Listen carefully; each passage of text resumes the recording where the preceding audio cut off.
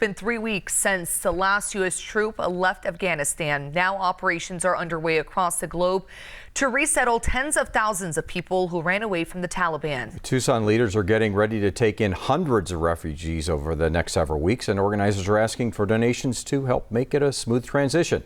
Now on your side, Chandrea Thomas has more on what you can do to help.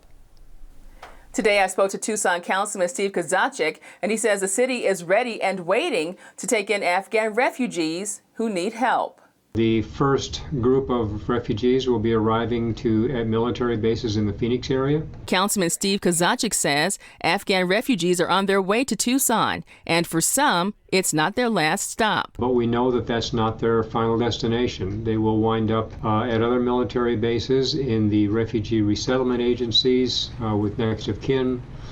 So it's sort of all over the map right now. The city of Tucson and other organizations are preparing to make the transition into American life as seamless as possible. Refugees will only receive a one-time stipend to get by. $1,225 one time, period, done. That's for food, for clothing, for housing, for transportation.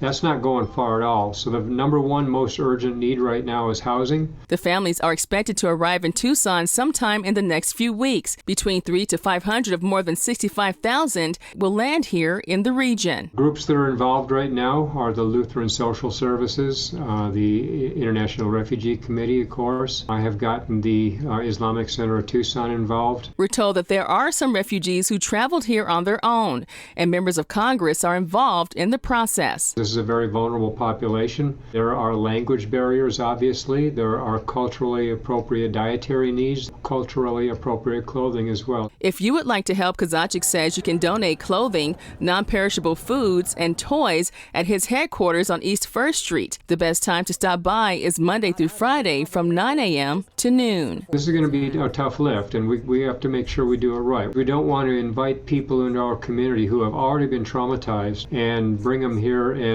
exacerbate that trauma. Chandrea Thomas, KGUN 9 on your side.